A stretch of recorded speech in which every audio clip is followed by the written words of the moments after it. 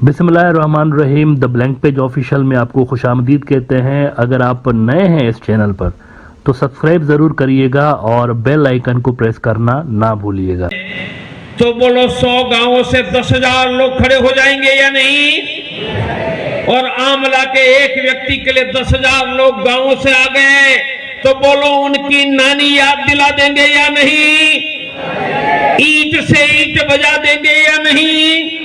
और पूरा हिंदुस्तान के 1 लाख हनुमान चालीसा केंद्र में करोड़ों लोग खड़े हो गए तो बोलो पाकिस्तान का भी नामो निशान मिटा देंगे या नहीं? मित्रों, इंडिया की इंतहा पसंद जमात आरएसएस के कट्टर विचारों के बारे में इस रीजन के मुख्तलिफ जो मुल्क हैं वो बखूबी वाकिफ हैं। उनको पता है कि उनकी क्या आइडियोलॉजी है, खासतौर पर अखंड भारत और ये सारी जो चीज़ें हैं। लेकिन बांग्लादेश आरएसएस की जो फ्यूचर के प्लान्स हैं, जो उनके एक्सपेंशनिस्ट प्लान्स हैं, आइडियाज़ हैं, उसके अंदर बांग्लादेश की एक ख़ास अहमियत रही है। अगर आप आरएसएस के इंटेलेक्चुअल्स के लिटरेचर पढ़ेंगे, उसके अंदर बांग्लादेश को वो सॉफ्ट टारगेट कंसीडर करते रहते हैं और वो समझते हैं कि अखंड भारत बनाने के लिए ये उन शुरुआती मुल्कों में से होगा जिसके ऊपर कब्ज़ा किया जा सकता है। लेकिन यहाँ पर उनके सामने सिर्फ एक चीज़ होती है कि उठ के वो ऐसे ही इसके ऊपर कब्ज़ा नहीं कर सकते। रेजिस्टेंस जाहिर सी बात है शदीद आएगी। तो इसीलिए वहाँ पर ये थ्योरीज फ्लोट की जाती हैं कि सबसे पहले बांग्लादेश को ऐसी परिस्थितियों में इन्वॉल्व कर दिया जाए जिसके तहत वहाँ पर इन्वेजन करना आसान हो जाए। वो एक मिलिट्री टर्म यूज़ होती है कि हमले से पहले जो टारगेट होता है उसको सॉफ्ट किया जाता है और उसको सॉफ्ट करने के पीछे रीज़न ये होता है कि उसके लड़ने की कैपेबिलिटीज़ थोड़ी सी कम हो जाए और उसके बाद उससे लड़ा जाए। तो बांग्लादेश को सॉफ्ट करने के लिए अंदर उसके टर्मोइल क्रिएट करना, सिविल वॉर, अफरा तफरी, अनार्की, इस तरह की चीज़ें क्रिएट करने के बाद इन्वेजन के आइडियाज़ आरएसएस के इंटेलेक्चुअल्स देते रहते हैं। और इस हवाले से वो समझते हैं, ये उनका मानना है कि बांग्लादेश की जो हिंदू कम्युनिटी है वो बड़ा हेल्पफुल हो सकती है और उनको यूज़ किया जा सकता है, जाने अनजाने में उनको यूज़ किया जा सकता है। और ये सिर्फ लफाजी बातें नहीं है, ये कोई मैं इल्ज़ाम नहीं लगा रहा हूँ। बांग्लादेश की हिंदू कम्युनिटी वाकई में आरएसएस के टारगेट पे है और उन्होंने स्पेशल एक शाखाज का नेटवर्क इंडिया के अंदर बना के रखा हुआ है बांग्लादेशी हिंदू कम्युनिटीज़ के लिए। उसके पीछे 2 मकासद हैं। एक तो मकसद ये होता है कि इंडिया के अंदर जो बांग्लादेशी हिंदू कम्युनिटी रहती है उनका वोट बैंक हासिल करना और उनको बीजेपी का समर्थक बनाना, एक तो इनका ये है। दूसरा ये होता है कि वो इंपोर्ट करते हैं बंदे बांग्लादेश से इन शाखाओं के अंदर और उनकी फिर ब्रेन वॉशिंग हो रही होती है और उनको फिर एंटी बांग्लादेश बनाया जाता है। 2019 में इंडिया के एक बड़े न्यूज़ आउटलेट इंडियन एक्सप्रेस के अंदर इसी तरह की शाखास का जिक्र आया था। द न्यू इंडियन एक्सप्रेस ने रिपोर्ट किया था कि RSS spreads its shakhas in Bangladeshi camps likely to consolidate Hindu votes for BJP. तो ये जो बांग्लादेशी कैंप्स स्पेशली इन्होंने इस वजह से बनाई थी कि बीजेपी के लिए वोट हो और उनका जो ग्रांड ऑब्जेक्टिव है कि कोई फेवरेबल कंडीशंस पैदा की जाए बांग्लादेश के अंदर, तो उसके लिए भी ये बांग्लादेशी हिंदुओं के शाखास को यूज़ किया जाता रहा है।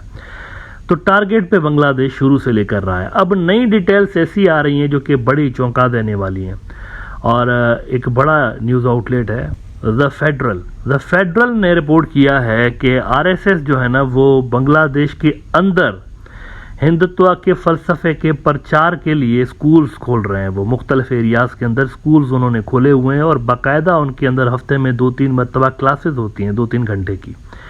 द फेडरल कह रहा है कि RSS linked Vedic schools expand Hindutva footprint in Muslim majority Bangladesh. और इसमें वो कह रहे हैं कि there are 353 such informal learning centres for children called Vedic schools across Bangladesh set up by a Rashtriya Swayam Sevak Sangh RSS linked outfit working to expand the Hindutva ideology in the neighbouring country. कल मैंने आपको बताया था ये जो यूके के अंदर लेस्टा में गुज़िश्ता साल बड़े दंगे हुए थे, हिंदू मुस्लिम दंगे इंग्लैंड में हुए थे जो कि कोई सोच भी नहीं सकता था।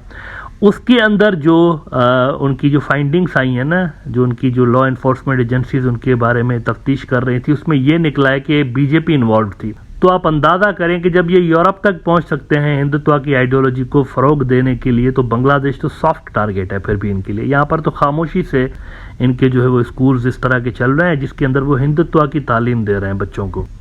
एक बार फिर से मैं आपके साथ डेली मेल की ये न्यूज़ शेयर करना चाहूँगा। Violent ethnic clashes in Leicester last year were stoked by Indian prime minister Narendra Modi's Hindu nationalist party, sources claim.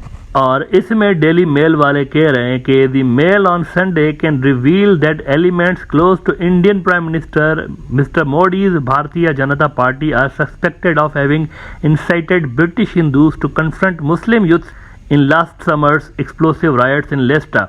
BJP itself आपको पता है आरएसएस की झेली तंजीम है, उसकी सब्सिडरी है, उसकी पॉलिटिकल विंग है। तो यही पैटर्न आपको दुनिया भर में नजर आता है। बांग्लादेश के अंदर भी कुछ इसी तरह का पैटर्न है कि आरएसएस से जुड़ी जो तंजीमें हैं वो हिंदुत्व की आइडियोलॉजी को फैलाने के लिए कभी स्कूल्स खोल देती हैं, कभी शाखाएं बना देती हैं इनफॉर्मल किस्म की, और फिर वहां पर लोगों को प्रोवोक किया जाता है उन मुल्कों के सोशल फैब्रिक को डिस्ट्रॉय करने के लिए। यूके के साथ ये हो चुका है, यूके ने इस तरह की चीजें देखी हैं। और बांग्लादेश के भी अंदर अनफॉर्चुनेटली, वैसे वहां की जो हिंदू कम्युनिटी बड़ी मासूम और पीसफुल किस्म के लोग हैं, लेकिन उनको भी अपनी घटिया और गलीज पॉलिटिक्स के अंदर यूज करने के लिए आरएसएस और बीजेपी की ये ग्रांड ऑब्जेक्टिव्स हैं जो कि अब मीडिया के अंदर खुल के सामने आ रहे हैं। अगर यहाँ पर बांग्लादेशी अथॉरिटीज ने रवायती तौर पर वो जो एक डायलॉग बाजी मारते रहते हैं ना कि आपका और हमारा तो खून का रिश्ता है, 1971 आपकी और हमारी दोस्ती तो मिसाली दोस्ती है, मिसाली जी बस कमाल की दोस्ती है, और हम और आप तो जो है ना दुनिया के लिए मिसाल है, हमारी दोस्ती जैसा कोई दोस्ती नहीं दुनिया में। इस तरह की चीज़ों को छोड़ना पड़ेगा मेरे ख्याल से, क्योंकि दोस्ती की आड़ में बांग्लादेश के अंदर फाशिज्म को प्रोमोट किया जा रहा है, और अगर इनको रोका ना गया तो फिर ये बांग्लादेशी सोशल फैब्रिक के लिए भी डिस्ट्रक्टिव हो सकता है। कोई मुसलमान पर कुछ होता है तो हर एक मुसलमान मस्जिद से जुड़ा होता है। बोलो मस्जिद ये मुसलमान के लिए खड़ी हो जाती है या नहीं? क्रिश्चियन को कुछ होता तो चर्च खड़ा होता है या नहीं? बोलो हम हिंदू कहाँ जुड़े हैं? और हमें कुछ होगा तो हमारे लिए कौन खड़ा होगा? इसलिए भारत में हम अभी 1 लाख कितने हनुमान चालीसा केंद्र शुरू कर रहे हैं। मानो आमला में किसी पर हमला हुआ और यहाँ के 100 गांवों में हनुमान चालीसा चल रहा है, तो बोलो 100 गांवों से 10,000 लोग खड़े हो जाएंगे या नहीं? और आमला के एक व्यक्ति के लिए 10,000 लोग गांवों से आ गए, तो बोलो उनकी नानी याद दिला देंगे या नहीं?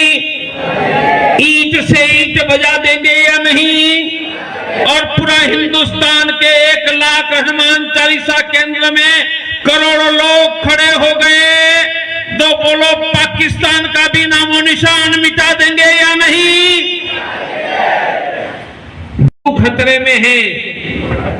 50 वर्षों के बाद हम सबके घर खतरे में हैं। हमें खतरा है मुसलमान क्रिश्चियनों से।